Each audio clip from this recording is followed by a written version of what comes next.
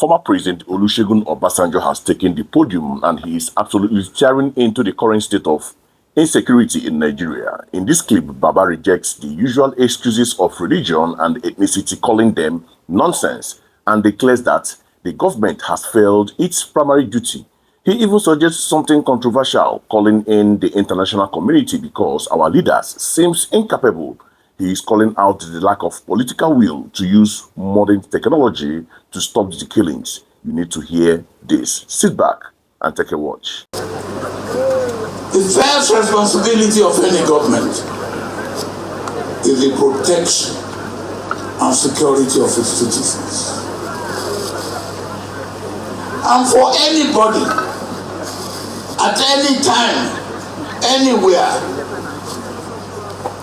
saying that when we are being killed as Nigerians, all you will say is that those that are being killed, another group also are being killed. Is that an explanation? I believe that is nonsensical. We are being killed. We Nigerians, no matter what religion you belong to, no matter where you come from, no matter what profession, we Nigerians are being killed. And our governments seem to be incapable of protecting us. We are part of the world community. If our government cannot do it, we have right to call on the international community to do for us what our government cannot do for us. And for anybody to say because those who are being killed belong to this region, belong to this religion, belong to this tribe, and then others too are being killed, cannot be an acceptable excuse. If we are being killed, it is the responsibility of government to do something about it. Government should stop the killing of Nigerians, no matter what religion they belong to, no matter what part of the world they belong to, no matter what tribe they belong to. We are being killed. And the killing of Nigerians should be stopped. We have right. We have right as Nigerians to appeal to international community to help where government cannot help us. And we should have no apology for that. Those apologists who are saying, well, those who are killing, they are killing this type of people, and then they are also killing this type of people. That is not acceptable. And nobody should accept that.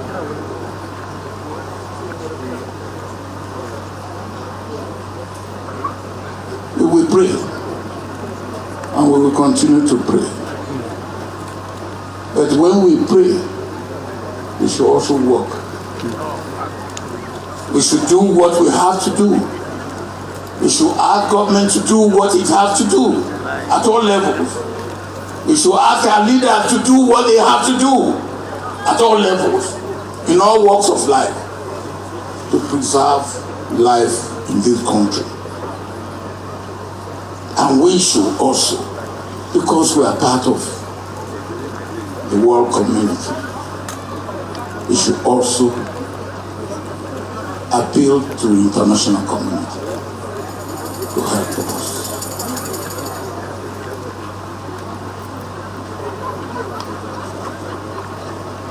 We will be irresponsible as citizens to start saying, yes, those who are being killed, and then, yes, these also are being killed. For me, every Nigerian life that is lost is a shame for Nigeria. every Nigerian life that's lost by those criminals, no matter what reason they give for it. It's a shame for Nigeria, and we should make sure Nigeria gets out of that. And I believe that it's not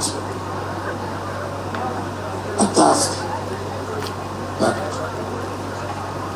should be said, oh, only one group of people will do it.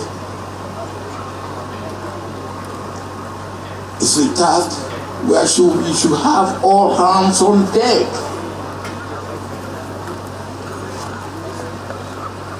People of goodwill, people who know what to do, people who can help locally and from outside Nigeria should be required to help. In these days of technology, there should be nobody to hide anywhere after he has committed a crime that cannot be seen. With the present day of satellite, before I left government, I know we had capacity to pick up anybody in Nigeria who commit crime anywhere. The capacity that we didn't have then is after we have identified and located such a criminal, we have no capacity to be able to pick him up without moving on land or by air. Now we have capacity. With drones, you can slip them off. You can take them out. Why are we not doing that? Why are we apologizing? Why are we negotiating?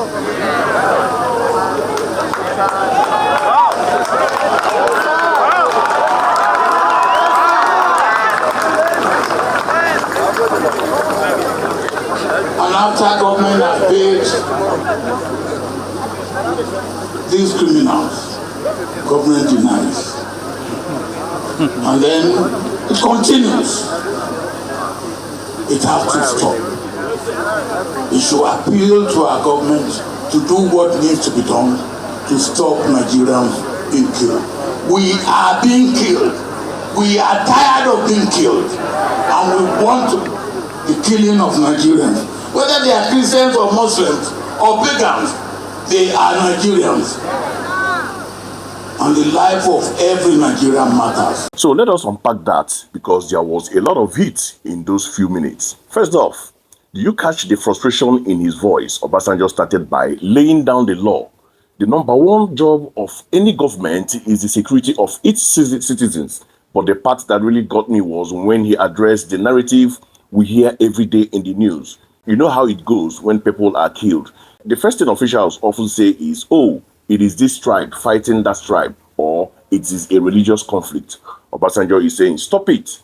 He called it an unacceptable excuse. His point is simple. It doesn't matter if the victim is Christian, Muslim, North or South. In Nigeria is being killed. And when we start labeling the dead by their group, we devalue their humanity. He is telling us that we are becoming numb to death because we are too busy categorizing it. Then he pivoted to a solution that might ruffle some feathers. He said if the government is incapable, and he used that word intentionally, then we have the right to call on the international community. That is a massive statement coming from a former head of state. Usually leaders preach unity and handling our internal affairs. For Obasanjo to say, call the UN or foreign powers, he is basically admitting that the Nigerian security architecture as it stands has collapsed. And let us talk about the shade he threw regarding prayer. We are a very religious country, right? He said, we will pray, but when we pray, we must also walk. He is calling out the leadership for hiding behind thoughts and prayers while doing absolutely nothing tactical to solve the problem. Finally, he touched on technology. He mentioned satellites and drones. He is asking a question we have all asked on this channel. In the 21st century, How do hundreds of criminals hide in a forest without being seen? He said, we have the capacity to see them. Why are we not taking them out? He is implying that the issue isn't that we can't find them, but that there is no political will to strike them. So what do you guys think? Is it right to call for foreign help, or is that going too far? Now, here is my critical take on what he said. I think Obasanjo is spot on regarding the democratization of death.